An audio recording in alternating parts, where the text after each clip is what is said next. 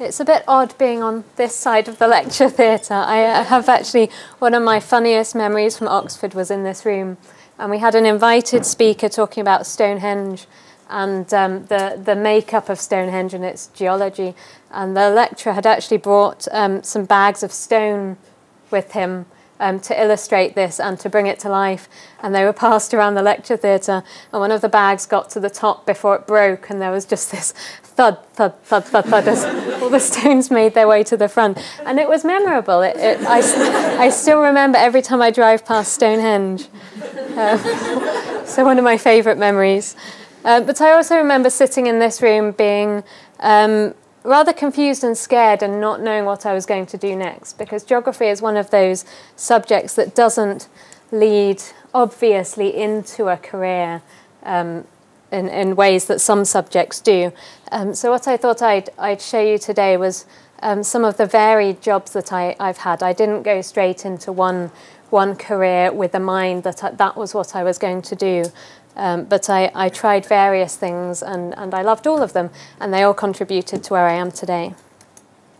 So the second job I had out of Oxford, but the first I'm going to talk about was in Australia. I was very lucky to be a research assistant on a field campaign. I worked with a university in Melbourne, and spent quite a lot of time up in the Northern Territory in Australia, measuring the savannas, measuring biomass, measuring fluxes of carbon and energy.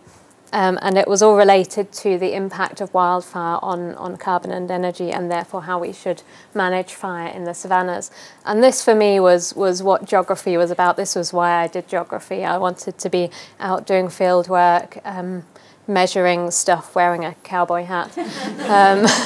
And it was brilliant. It was very hard work again. It was sort of 40 degrees, very high humidity. But I was working with a brilliant team, really interdisciplinary team, so lots of people with different expertise. And I learned a huge amount, and really drew on the field work that I'd done as an undergrad. And it really gave me a flavour for what life in research could be like. And it was brilliant. But then my time in Australia ended, and I came back to London and got the dream job for me. It was brilliant. I worked at the Science Museum in London, which is one of the best known museums in the world. And I was privileged to help develop their gallery on climate change, which if you haven't been to it, go. It's brilliant. And again, I worked with a really mixed team. I got to work with new media designers who helped us to turn some really contentious and complex science into interactives, which the public, and I mean, it was aimed at age about 10. So turning climate science into something that 10-year-olds could understand was a real challenge, but great fun. I got to go and visit all sorts of designers around London. I got to go and visit lots of museums, which was sort of supposed to be research, but actually was just a lot of fun and what most people do on a weekend in London. And we ended up with a gallery which I'm really proud of. It's won awards, and it really set me up for my career, and actually led to my now job, which is at the Met Office in Climate Services. This is a picture of Shenzhen in China, where I was earlier this week, so you'll have to forgive me if I'm a bit jet-lagged. I do a lot of work in China now. We're working with various cities in China to understand how climate information, how climate science can be used by decision makers in government and business to adapt cities to the climate and to climate change. I'm also working with the Three Gorges Dam in China, which I remember learning about in my geography degree. So it's amazing to be working with people like that. Again, working with them to understand how they can use seasonal forecasting to save lives, prevent flooding, and also provide electricity for the whole of eastern China. So my job at the moment is varied. I get to travel a lot, which is amazing. I get to work with all sorts of people. I work with really hardcore scientists, physicists, mathematicians who are providing climate projections and helping us to understand how the climate works.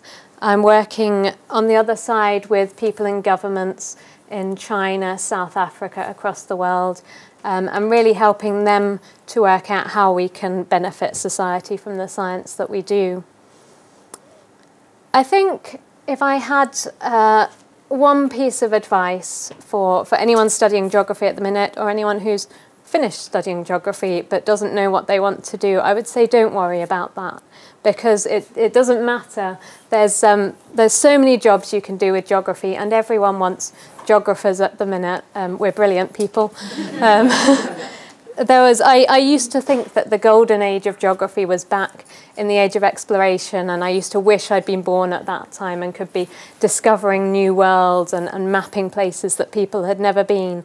But I think actually probably the 21st century is a new age for geographers. It's a time when geography is relevant like it's never been before.